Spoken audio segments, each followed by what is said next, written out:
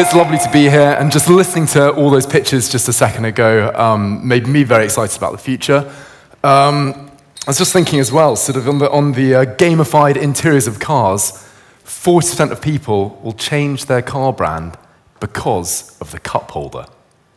So how do we gamify cup holders, not least in terms of talking about food, the future of food, and bring that all together? 1 in 5 meals in America is currently eaten in the car. That has severe implications for what we're going to talk about as we head in towards lunch. I was actually going to ask who's ready for the future when I came on, but I kind of feeling myself, it's kind of almost who's ready for lunch. And what I'll try and do is intertwine the two so you have the best appetite you've ever had when you sit down for it. You can feel inspired with every single morsel you take, and we're on a very sensory journey. So over the next half an hour or so, what I'm going to do is I'm going to talk to you about, give you the first preview presentation of our Future Food Presentation 2024, so we can start visiting what's happening already. I'm going to tell you our journey to get into that, and we're going to build up to a pumping finale as well, with explosions, a small element of danger, actually a substantive element of danger, but you guys are slightly in the sort of blast zone there, so but I'll let you know. I'll keep it under control, then yeah, just a lot of excitement really. Before I get into all of that, I should tell you a little bit about who I am, how I've arrived here. I'm Sam Bompas. I'm term myself an experienced designer. I run an agency called Bompas & Par. We do these sorts of things. We do New Year's Eve fireworks shows for whole cities, so giving 250,000 people a simultaneous flavor experience all at the same time. When you turn your mouth to the sky, this is in London, you see the fireworks and you taste peach smoke, edible banana confetti, fireworks. Collaborate in Hamburg as well, so I spent this morning running around town trying to get together all the bits for today. And first on my list was the Hamburg Technical Institute, with whom we collaborated to make the world's lightest meringue. So that's an aerogel meringue. It looks like holding a piece of sky in your hand. We run and operate bars as well, so this is something called alcoholic architecture. It's a bar in which we created breathable clouds of gin and tonic, which sort of foreshadows some of the things I'm going to do later, and that intoxicates through your lungs and eyeballs. So with every breath you take, you become ever more intoxicated, advocating breathing responsibly. And we cook with lava as well. So just opened a restaurant last year in Saudi, where we're cooking with lava at 1,350 degrees Celsius. This is a prototype. We're now looking at that becoming a permanent site, and also looking at sites in Vegas and Macau, so all those jolly places. And here's what the media says about it. Cooking the ultimate steak, forget about barbecue. A British chef has discovered that red-hot molten lava is really the only way to go. Using an artificial volcano, Sam Bompas figured out that when you cook steak over lava, there's no smoke, and since lava is pure heat, the meat seals very quickly with an even char. And as I've said in my many years of cooking, the best way to deal with meat is to add a level of unnecessary danger. Back to you guys. So these are the sorts of people we work with places, governments, brands. The most important thing for us is always the work. What do we get to do? We don't define ourselves too closely. Some people call us artists, some people call us chefs, some people call us a design agency, some people are a marketing agency. It doesn't matter. We just want to make really great work. But all of that started with jelly. And 16 years ago, myself, my business partner, who's a qualified architect, decided that we wanted to do something really fun on the weekend, make jelly, which I believe is Wackel pudding, or Gottespeise here. Sorry if I pangled that. And we couldn't afford the sorts of molds we wanted, so we decided to make our own. And we CAD model them, and then you get a beautiful jelly, something like this. And to really test ourselves, to really push our jelly endeavors, we challenged any architect, any designer to give us a jelly to make for the London Festival of Architecture, and we'd make it. We got people like Lord Foster, Roger Sturt Carver and Partners, And at the time, we're calling it architectural jelly, because we're combining architecture and jelly. And with that, we decided to do a celebration of it. So we put tickets on sale to an architectural jelly banquet. Inadvertently, we'd never done events before.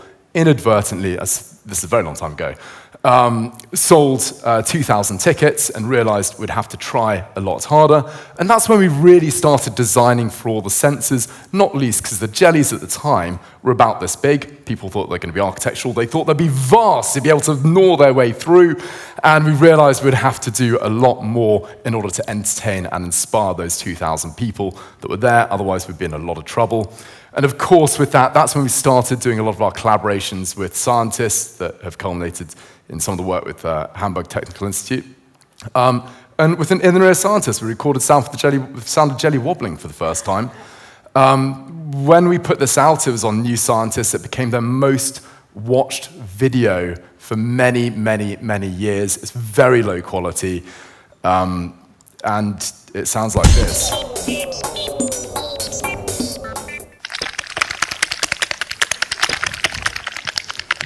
So it's really serious science. So working with just jelly itself, it took us around the world. That culminated in jelly wrestling. We learned a lot about jelly. It starts off very serious. It's quite a serious art exhibition, and then descended into ever more chaos. But we did jellies for weddings, jellies for people's funerals, jelly maps of America, very technical, complex, jelly fashion shows. This is jelly as art at San Francisco Museum Montmartre. And finally, worked out how to do jelly on a massive scale. And this is a 50-ton jelly around a listed monument, SS Great Britain. But within all of that, we learned sort of our approach, which is if you can take a single ingredient, normally if you do enough research around it, you can discover something really rather wonderful about it. And to demonstrate that, I've got here humble gherkin. And you discover that gherkins can make really, really rubbish light bulb. This video shows how.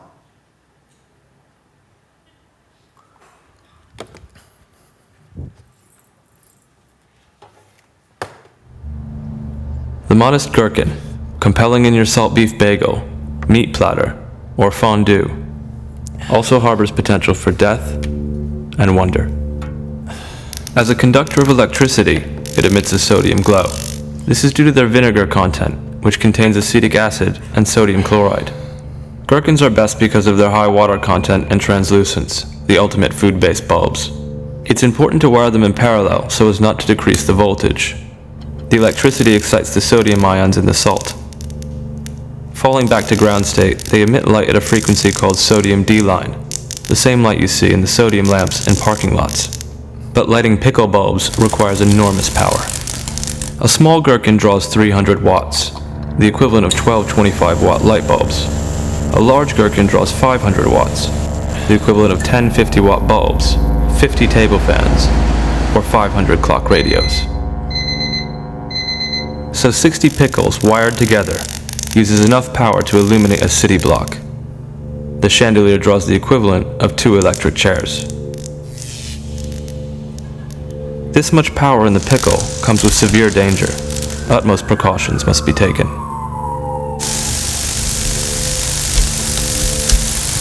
The humble gherkin, nature's finest fruit bulb, wired in parallel to evoke a sense of wonder.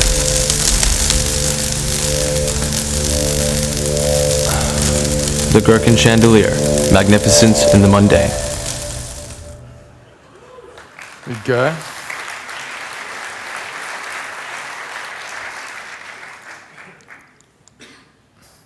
Advance. So I've got my own tiny version here as well, so we can do it in real life, because this is all about physicality. It's plugged into a daisy chain of different adapters, so that adds an extra element of jeopardy as to whether it should work. But I'm going to count down from 3, and if we can bring the lights down on the stage even more, if it's even possible. And we're going to see if we can turn it on. Okay, 3, 2, 1.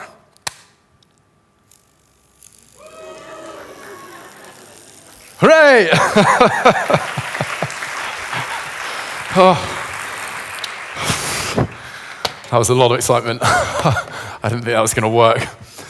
So now we're going to go ahead of your lunch to talk about the imminent future of food report. And it's kind of quite an unusual time of year to be doing food futures or future predictions. Normally they come out at the end of the year as we're reflecting and everyone's primed to reassess. In September, it's harvest time. This is when we should be celebrating the bounty of reward, having festivals and carnivals. But with the launch of Next and all this talk of physicality, I thought it would be a really good idea to pull this forward, launch it to you, and I'll share, it goes into a lot of detail. I'll show you a QR code so you can download it later on. And that means that we've already are 3 months ahead into the future. We're ahead of the curve. So with all of this, when we're doing futures reports, we try and do a bit of a reflection on the year so far. And for us at Bompas & Par, 2023 has been a bit of a year of a continuance. Whereas the headlines of the previous 3 years have been ones involving tectonic shifts in geopolitical behavior, fabric. You've had Ukraine, you've had COVID.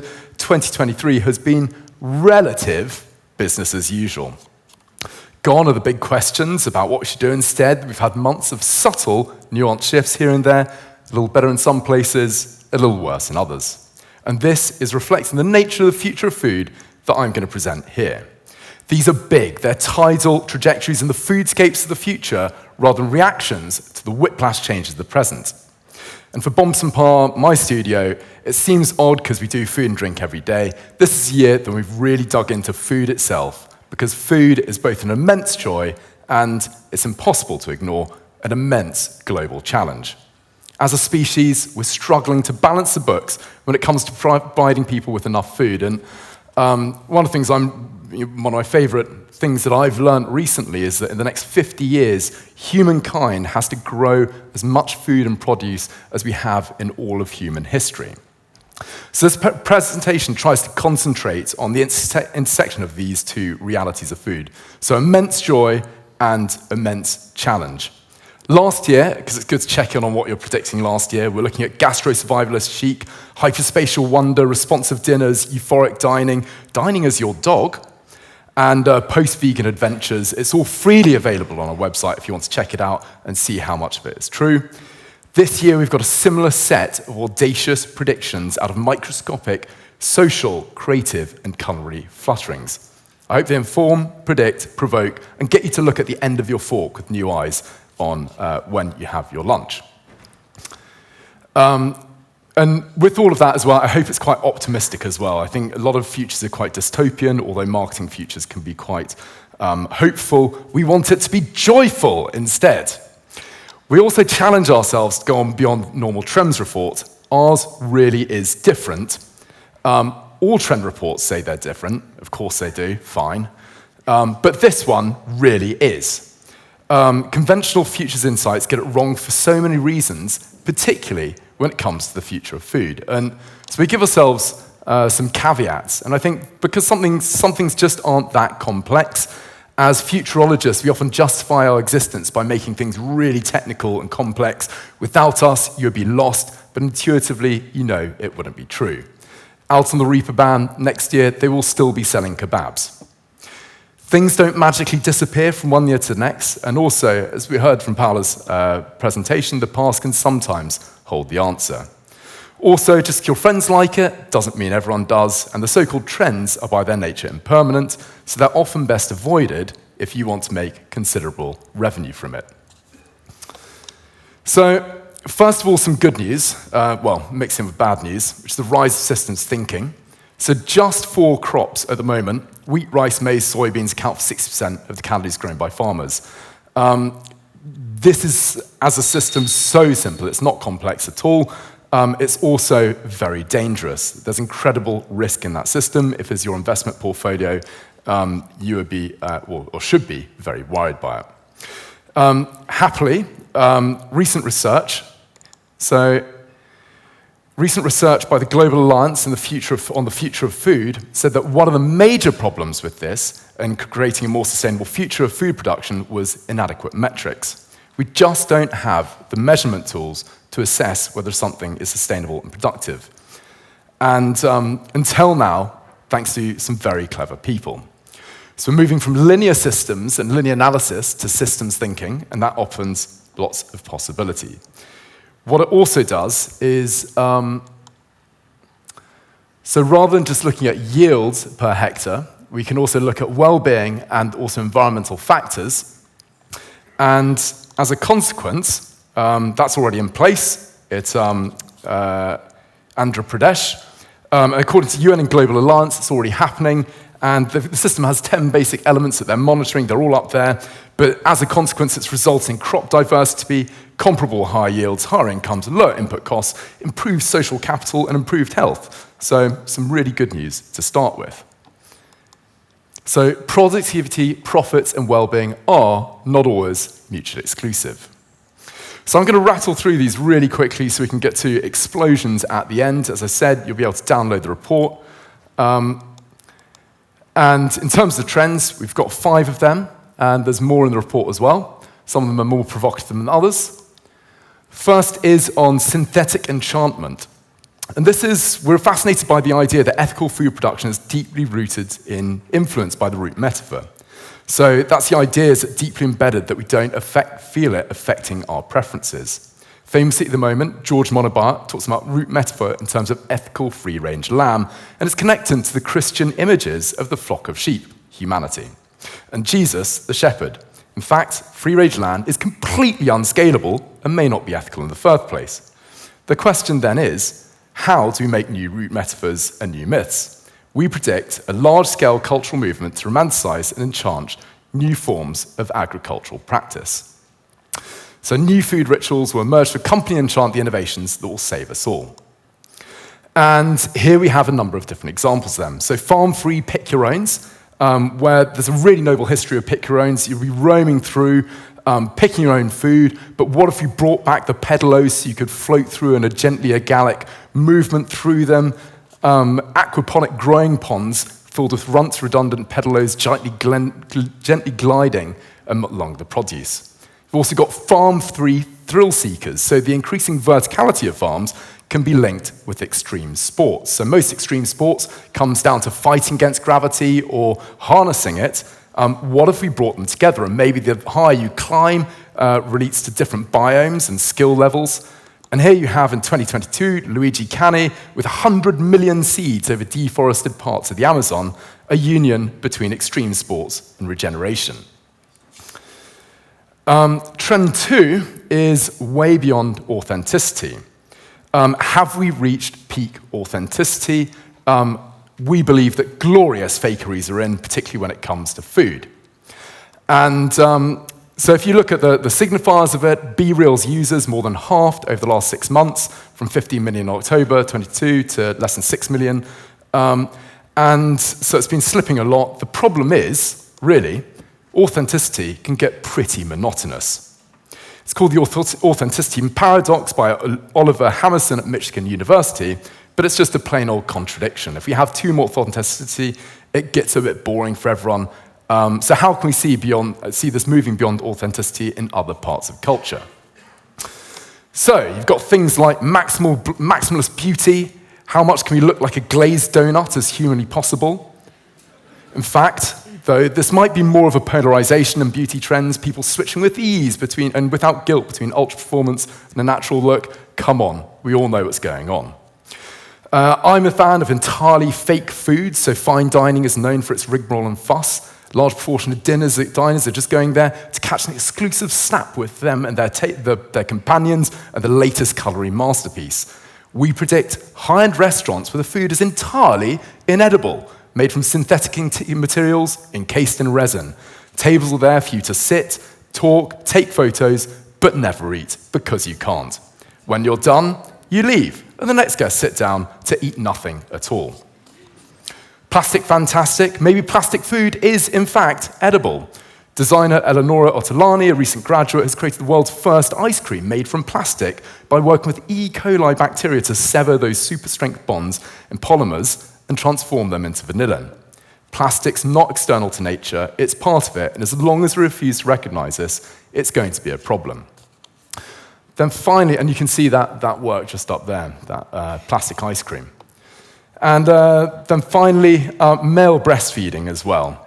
Summer 2023 saw the debate about male breastfeeding flare up once again, with declarations of trans women breastfeeding without apparent difficulty withheld in part of the drug domperidone. That will spark the debate. Surely male partners or expectant breastfeeding women should share the lactation burden. So the next trend, not quite out of this world. Trend reports in 2022 were all about space tourism, exoplanetary exploration, and the billionaire space race. The latter was understandably met with quite a sizable cultural backlash for being egocentric and a colossal waste of kind of everything. The more responsible and accessible alternative to Jeff Bezos blasting out to the atmosphere is high-altitude dining. But the question is, how high? So we're saying that actual space is for losers. The cool kids will feast intelligently at very high altitudes. So 2023 saw the first test launches of Space Perspective, a balloon flight that takes guests to the very edge of the atmosphere. And there you get a lovely overview effect, which means that maybe you don't have to go as high as space to have the full impact. So overview effect, of course, coined by space philosopher, self-proclaimed space philosopher Frank Wright, and it's a psychological state where you're viscerally aware of the planet's fragility and a strong sense of our place. And where this translates into trends are new space influencers. So there are 5 women at MIT who are looking at space as a science not with a view to colonization, but the idea to improve life on this planet, saying Mars is not planet B, it's all about how we can live better here on Earth. You've got interplanetary fast food cutlery, so we're using space to inspire designers to come up with novel things. There's an example here from Nikolaos Grafikos, Cutlery's packaging design, the RCA. And I'm interested in how the allure of space can be used to goad space-bound innovations without actually having to go there. We've also got the age of the billionaire lab rats. So space is a really good place to uncover and unpick medical mysteries. It's also very expensive to get there, and you do age faster there. Maybe those people who are very rich who are going there can help us unpick the mysteries of aging when they're there. And we, at long last, have the class of billionaire lab rats who will be funding these experiments. Controversially, restaurants are shit. Now, I love restaurants. They were first designed in Paris as a place for affordable, wholesome broths to just really delight you. That's why they're called restaurants, restaurant. But fast forward to now, and you've got many restaurants that are poorly cooked, overpriced, unhealthy in terms of the food. And we all know we could probably have done a better job ourselves at home. Not only the food rubbish, but do a lot of work in hospitality. The staff are never paid enough. It makes you as a guest going to the restaurant doing some weird dance where you're a sort of lordly royalty for a finite moment. The chef's are anxious wreck, and food waste is off the charts. Now, of course, I know that there are really great restaurants, but we predict that consumer pressure will give rise to restaurants to form new and unusual collaborations to say exciting and social. So that takes the form of things like Michelin-star gaming cafes colliding the two disciplines, designer dark kitchens, and this is one with a new building block in London, which has been proposed by Dowden Farmer Architecture, with over 50 or 60 dark kitchens. Having centralized food prep is really energy efficient, and it can also be a site of a local community. And they're describing it as a food-based ministry of magic, with down the tubes, all sorts of wondrous foods from across the land coming together. Also looking at food heist amnesty banquets. So it's a real challenge. 1 in 4 adults in the UK has admitted to stealing food in the last year. This is a terrible indictment of our social services. But there are large-scale food heists happening too, run by well-organized criminal groups. CargoNet reports, and they report food theft in the US, a 42% rise of food cargo in the US from 2021 to 22. And including that, 4% of the world's cheese is stolen. So that's a huge amount of cheese. We're saying, could we have food theft amnesties, fill the ripper band with all of that cheese, and you have food heist amnesty canteens solving both problems at once. Those that can't afford to eat can eat that stolen food, build back the community, and have a bounteous time. Now, the final trend is hyperbolic food. We're saying that foods that exaggerate will flourish. A hyperbole, you might know it. It's the shape of a Pringle. It's a surface that curves in 2 dimensions. I'm wearing one now. It helps with efficient and safe and stable food packaging.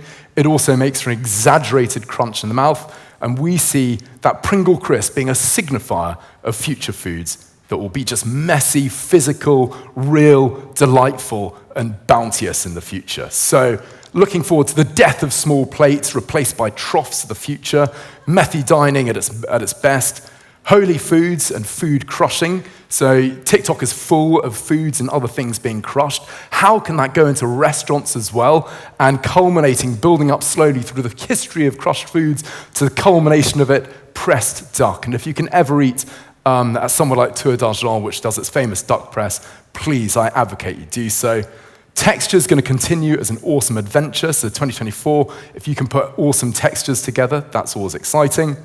And then finally, before we get on to a big explosion, messy hybridity is the future. Earlier, we talked about mirror worlds coming together. This might be an antithesis of it. Physicality is the key to food experience in 2024, and the hybridity is going to become less cerebral, not more, and much messier. So if you're looking at Gen Z and Gen Alpha, how they use their phones, this demographic as digital natives has highly dynamic hybrid usages. And if you want to see where that's happening, it's not in the offices of Meta, it's on the top deck of the number 41 bus in London at 4 p.m. on a weekday. The phone, often encased in rubber, is chucked about like a piece of chicken whilst people are eating their chicken. It's not stilted scrolling or sterile headsets, but a dynamic, wild, and playful, a totally fluid boundary between the physical and the digital. The future is hybrid, and it's very, very messy. So you can scan the full report. There's a lot more that I didn't go into there.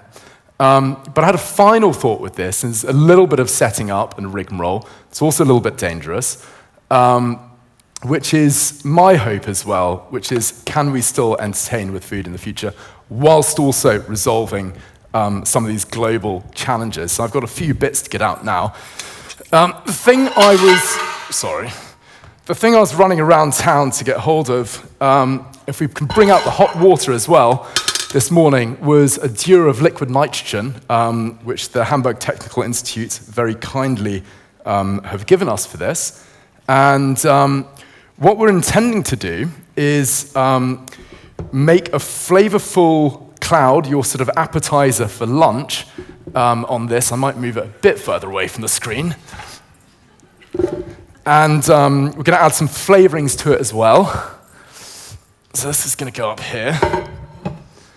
And basically, liquid nitrogen is about minus 190 degrees. We're going to combine it with boiling water and then make a flavored crown, which is emerging even now. Thank you very much. Can we give a big round of applause for the stage team?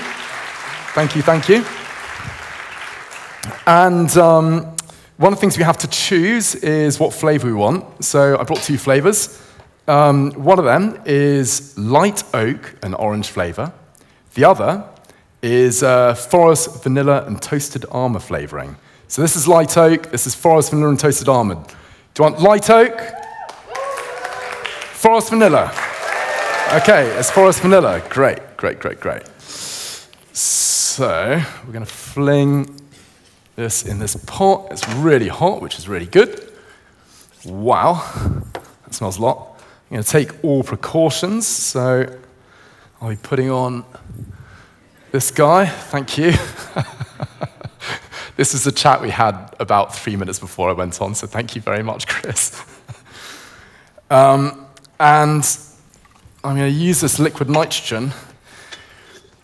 The dewar was a little bit smaller than they'd anticipated, so they said that they filled it up dangerously full, and they said I should probably hold the top on myself at absolutely all times. Okay, so this is quite a lot.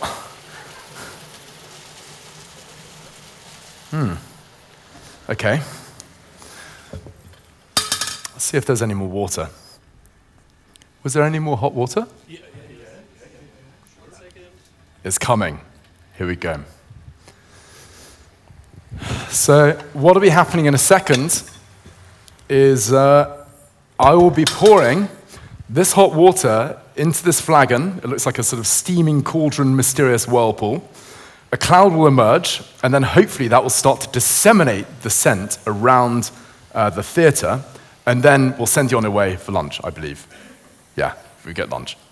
Okay.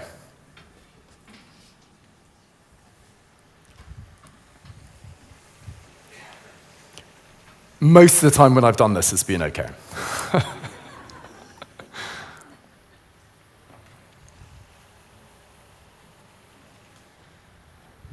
Can anyone smell it yet? In the front? No. Okay. We use the explosive forces to project it up. Also, when you're smelling, you need to really breathe very deeply. So most people, smell about 12,000 times a day, but you need to really inhale very sharply, because unless you breathe deeply, you're only using about 5% of your nose's capacity for smell. All right, thank you very much. Great. Okay, and this time I'm going to count down, and I want you to count down with me as well, and then we'll see how it emerges. Okay, so we're going to count down from 3. Are you ready? Yes. Okay, come on. Are you ready? Yes. Okay, 3, 2, 1. Good. Oh. Wow. Well, that worked spectacularly well. Thank you very much. It's been a joy to be here. Have a wonderful lunch.